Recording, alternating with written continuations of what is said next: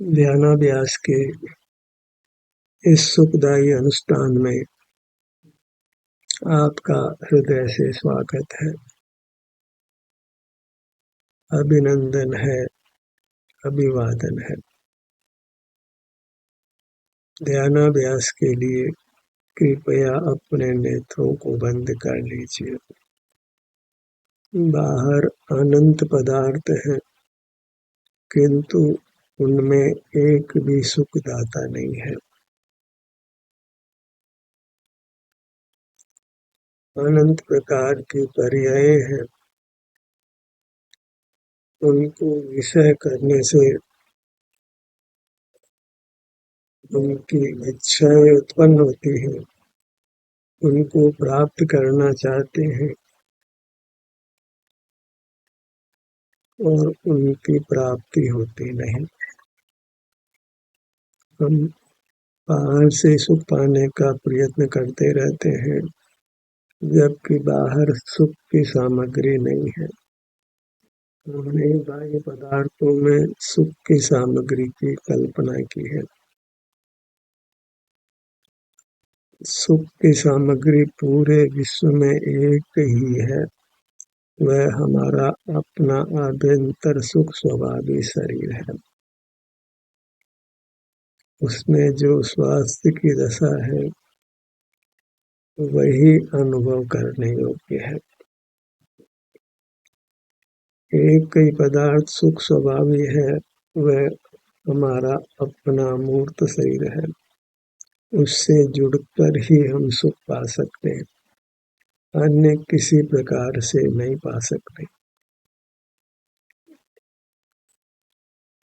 हमें अनंत पदार्थों में से एक अपने अमूर्त शरीर को ही चुनना है, उसी से युक्त रहना है, नाना विकल्प नहीं है।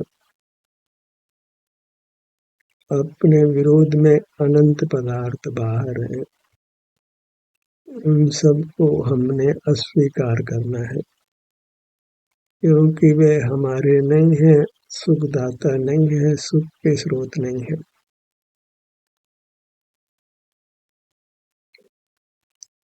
सुख का स्रोत केवल एक ही है, उसी से युक्त रहकर हम सुखी हो सकते हैं, अन्य सारे प्रयास वृथा हैं। तो जो पदार्थ सुख स्वभावी नहीं है, उनको देखना जानना भी आसार है, क्योंकि उनसे सुख प्राप्त करना संभव नहीं है। सुख तो चाहते हैं, तो सुख के लिए केवल अपनी मूर्त से जुड़कर रहना है।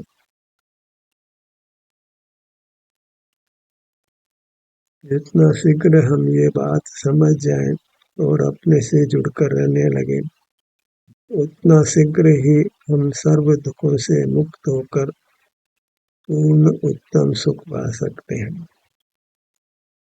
और अपने से जुड़ने के लिए कोई विद्या की आवश्यकता नहीं है और बाह्य क्रिया की आवश्यकता नहीं है। बाहर में ज्ञान अर्जित करते हैं, नाना प्रकार की क्रियाएं करते हैं, पर अपने से जुड़ने के लिए किसी बाह्य ज्ञान और क्रिया की आवश्यकता नहीं है। अपने दृष्टि को अपने शरीर पर फैलाना है, क्योंकि हमारा शरीर अमूर्त है, सुख स्वभावी है, इसलिए उसमें नेत्रों का कोई कार्य नहीं है। नेत्रों को बंद रखना है और संवेदन गोचर अपने शरीर पर अपनी दृष्टि फैलाकर रखना है, तो हम सुख के स्रोत से जुड़ जाते हैं। फिर निश्चित ही हमको सुख का ही अनुभव होता है। जो पूर्व संचित कर्म का उदय हो तो कुछ समय वेदना हो सकती है, पर कर्म अनंत नहीं है। कर्म का तो निश्चित अभाव होता है और सुख स्वभाव तो यदा कदा व्यक्त ही रहता है। जिससे हम उस सुख की पहचान कर सकते हैं और उसके अनुभव रूप रह सकते हैं। अपना विस्तार तो सबको अनुभव में आता ही है कि सिर से पैरों तक ये मैं हूँ, और यहाँ यदा कदा वेदना रहित स्थिति भी होती है। वह सुख की स्थिति है, वह हमको अत्यंत शरणभूत है, क्योंकि वह हमारी निरुपाधिक अवस्था है। उसको किसी उपाधि की आवश्यकता नहीं है, वह हमारा स्वरूप है। विस्तार जो हमारी अमूर्त काय है, वह हमारा त्रैकालिक स्वरूप है, और ये सुख की अवस्था जो इसमें है, वह हमारी उत्पादमय रूप हमारा स्वरूप है। विस्तारवृत्ति संवेद हमारा द्रव्य है। क्षेत्र और भाव कहें कि काल कहें, इतना ही हमारा स्वरूप है। इसी को द्रव्य और पर्याय संज्ञा है। इतना ही सुख का स्रोत है। एक है पर असीम सुख का स्रोत है, अक्षुण्ण सुख का स्रोत है, स्वाधीन है, उत्तम है, अनंत काल रहने वाला है। उनको अपने दुखों से रक्षा करना है और सुख पाना है, तो बस जो सुख का स्रोत है, हमारा निज अमूर्त शरीर, उससे युक्त रहना है, इसी में विचरण करना है। यही हमारा यथार्थ निवास है। पर्याय को अपने द्रव्य की ही शरण है, वृत्ति को अपने विस्तार की ही शरण है, क्योंकि इससे बाहर जाना संभव भी नहीं है। बस मुख बाहर करते हैं तो सुख से च्युत हो जाते हैं, सुख के स्रोत से छूट जाते हैं।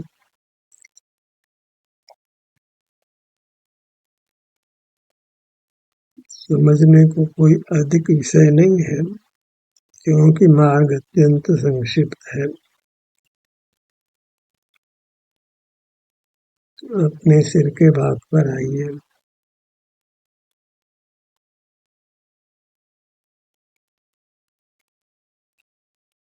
सीधा सरल मार्ग मिलता हो, मार्ग सरल ही है, और हम परोक्ष कठिन मार्ग से सुख पाना चाहते हैं, और वह कभी मिल नहीं सकता है।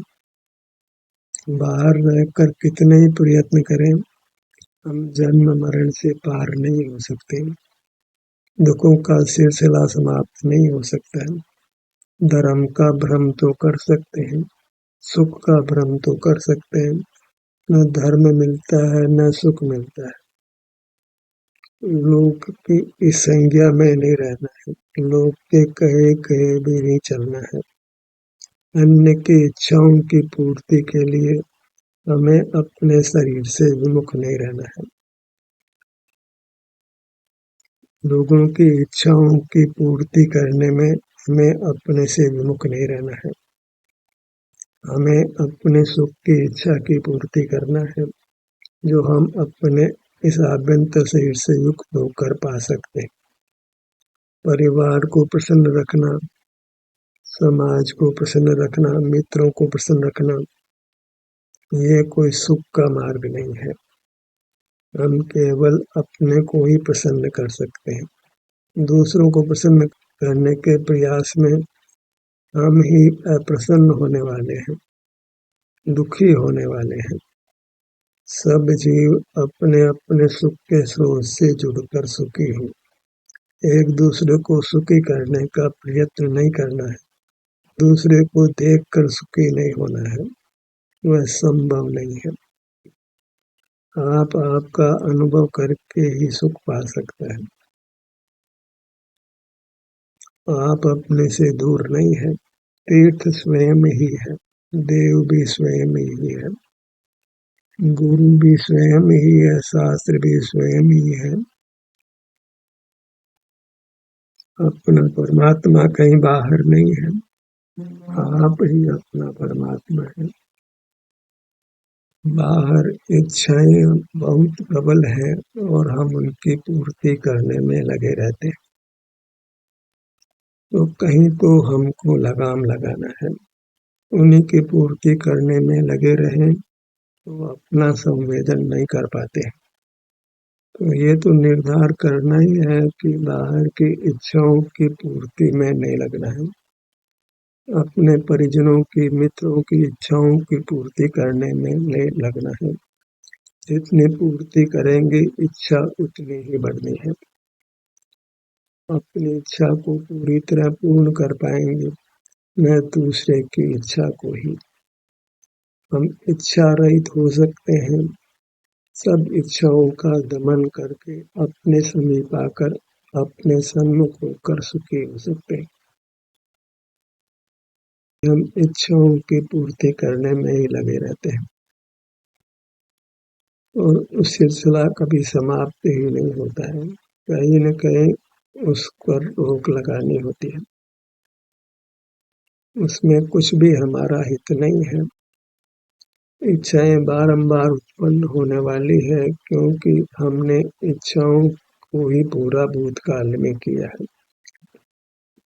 अपने को उन इच्छाओं की पूर्ति करने से रोकना है और अपना अनुभव करने लगना है। अपना अनुभव करते करते ही इच्छा उत्पन्न हो जाती है और हम उसकी पूर्ति में लग जाते हैं। इच्छा उत्पन्न होती है तो उसकी पूर्ति में नहीं लगना है, अपने आप को रोकना है और अपने से युक्त बने रहना है। ऐसा एक भीतर ही भीतर एक युद्ध होना है, इच्छाओं को रोककर अपने अनुभव रूप बने रहना है।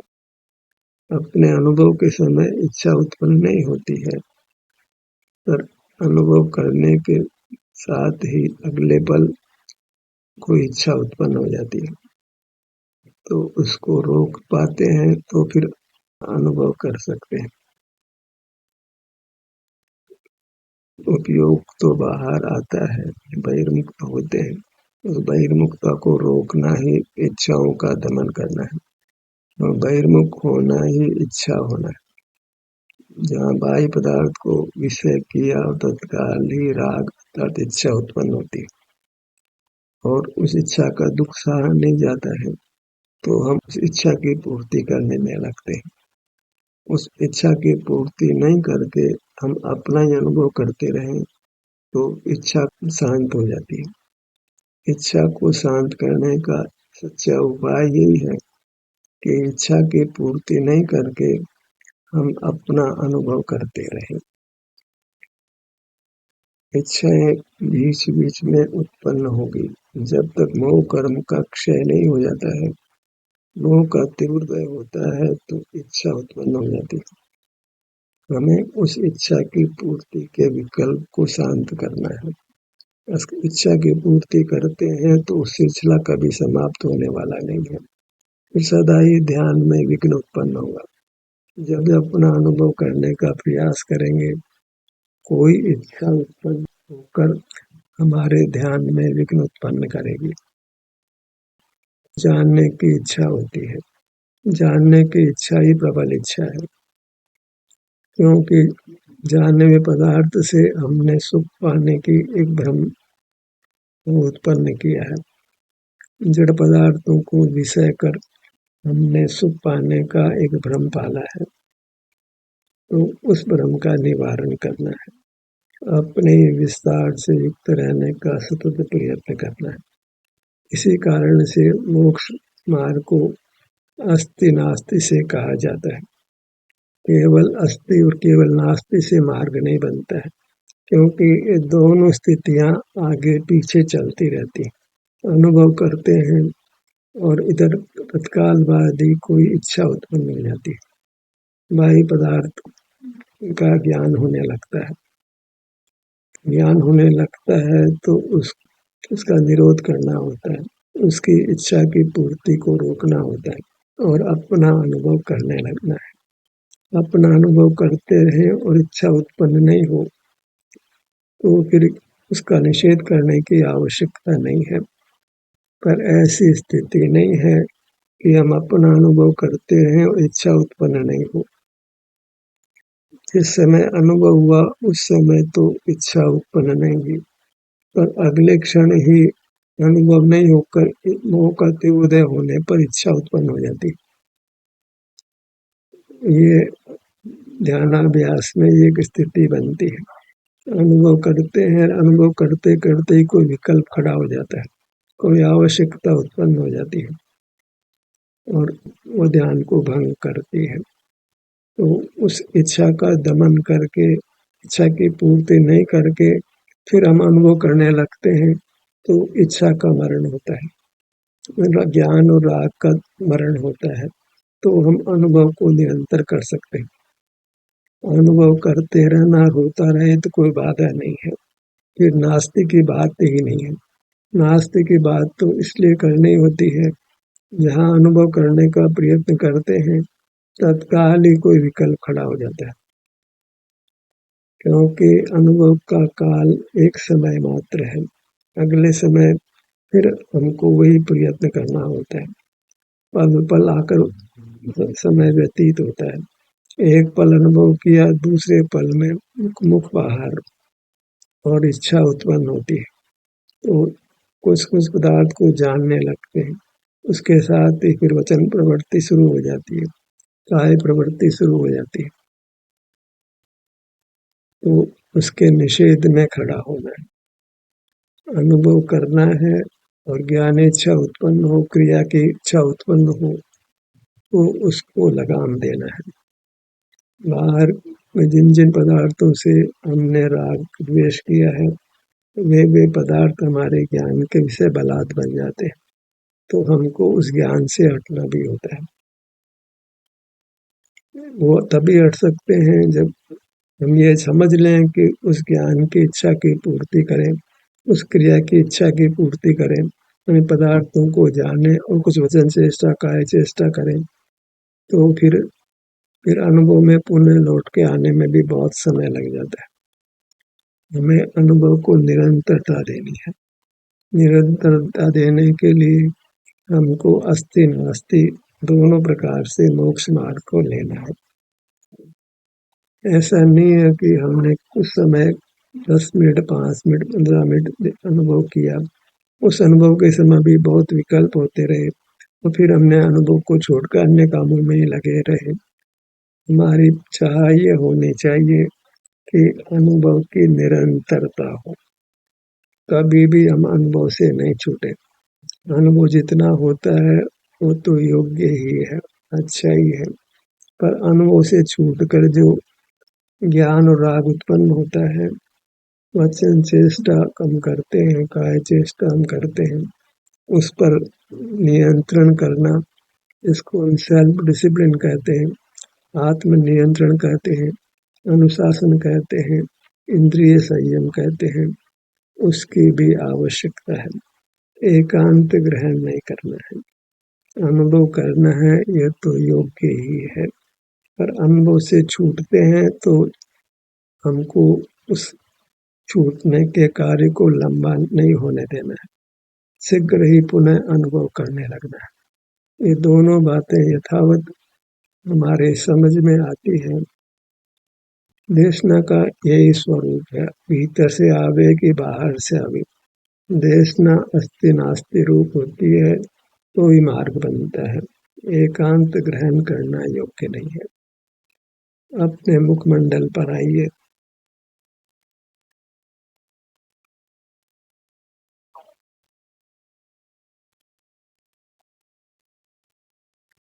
सबसे ऊपर का सिर का भाग,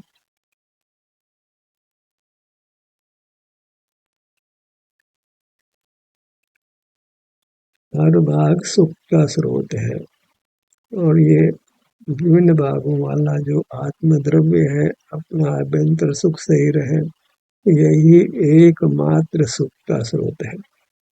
जगत में अनंत पदार्थ हैं, उसमें से एक पदार्थ ही सुख का स्रोत है।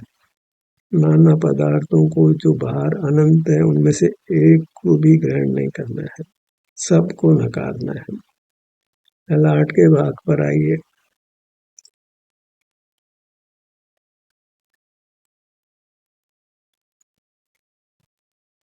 जब एक ही शरण है तो उसको मजबूती से हमको पकड़ना है।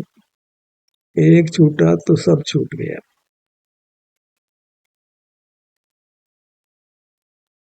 सुख की सामग्री नाना नहीं है। एक छूट गया तो चलो दूसरे को ग्रहण कर लेंगे, दूसरा छूट गया तो तीसरे को ग्रहण कर लेंगे। जैसे घर में अनेक कारें हैं, एक कार चली गई तो और दूसरी कार खड़ी है, तो कहीं जाना हो तो हम चले जाते हैं। दूसरी चली गई, तीसरी है तो तीसरी वो काम में ले लेते हैं।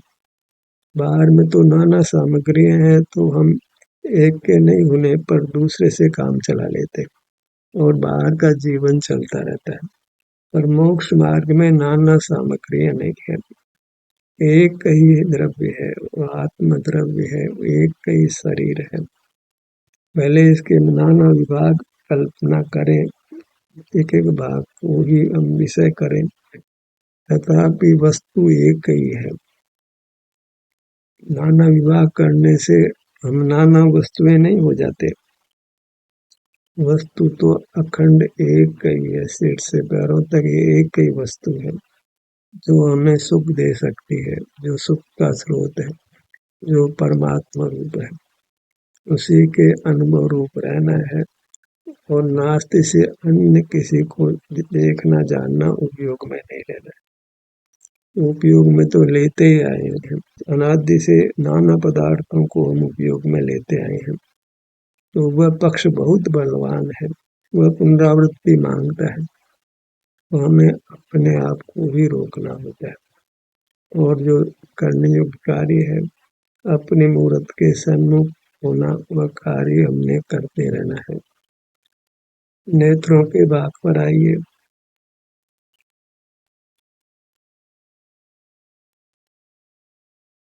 जो बाह्य कार्य हम कर रहे हैं, कोई उसका निषेध करता है तो हमको प्राय बुरा लगता है, क्योंकि वह हमारे अस्तित्व का ही निषेध कर रहा है।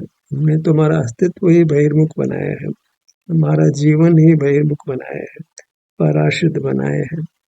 अपनी इच्छाओं की पूर्ति करना, दूसरों की इच्छाओं की पूर्ति करना, इन सब परिस्थितियों से हम जीते आए हैं और हमको परिवर्तन करना है।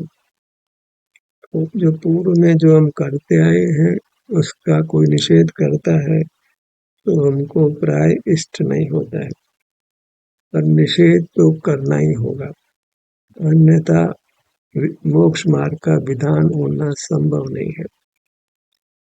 कानों के भाग पर आइए। बायां कान, दायां कान,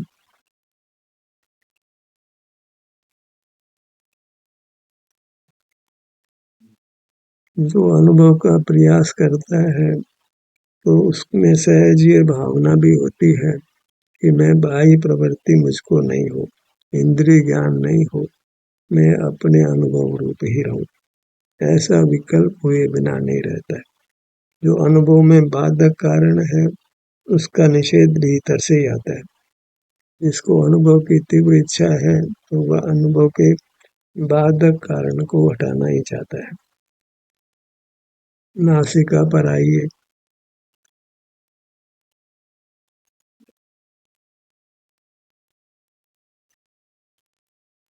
दोनों होठ,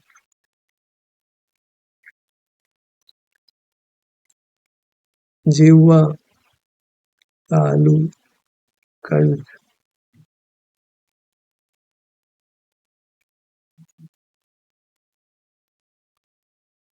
ये अपने अंग उपांगों के सम्मुख होते हैं। इतना ही मोक्ष का मार्ग है। जबकि ये शरीर का ध्यान है, ऐसा करके इस मार्ग का निषेध बहुत लोग करते हैं। वह प्राय उस निषेध की स्वीकृति लोग करते हैं। हाँ, ये मार्ग नहीं है, ऐसा श्रद्धांत झटपट कर लेते हैं। इस प्रकार मोक्ष मार्ग की दुर्लभता रहती है। बुढ़ी पूरा चेहरा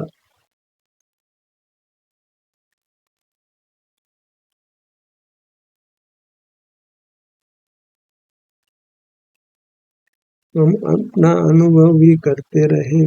उसकी विधि भी यही है कि हम अपने अंग उपांगों पर अपने ध्यान को जोड़ें और अन्य प्रकार से अपना अनुभव होता नहीं है, अपना ध्यान होता नहीं है। तो ध्यान की क्या विधि है, अनुभव की क्या विधि है, ये मालूम नहीं हो तो केवल अनुभव करना चाहिए, ध्यान करना चाहिए, इससे कोई बात नहीं बनती।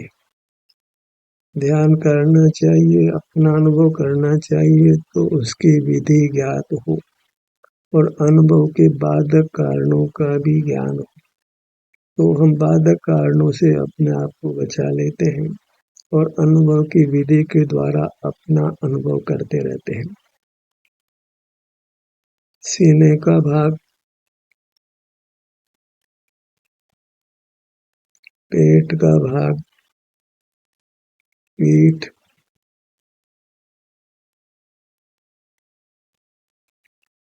जो हम अंतर में विचरण करते हैं, मार्ग इतना ही है।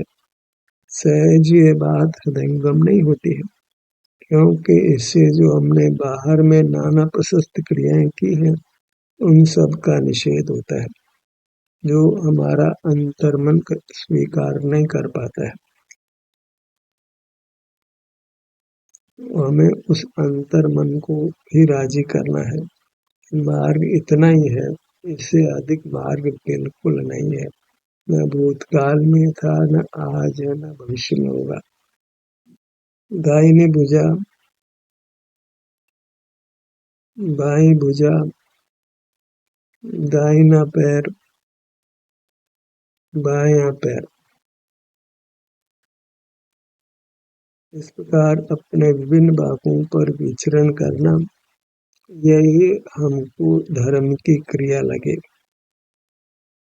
इसमें कुछ भी विपरीतता नहीं लगे तो फिर सहज ही हम अपने संवेदन रूप रहकर सरलता से, शीघ्रता से कर्मों का क्षय कर परमात्मा पद को पा सकते हैं। दुखों से निवृत्त हो। ज्ञान का सत्र यही समाप्त होता है। आपकी सहभागिता के लिए धन्यवाद।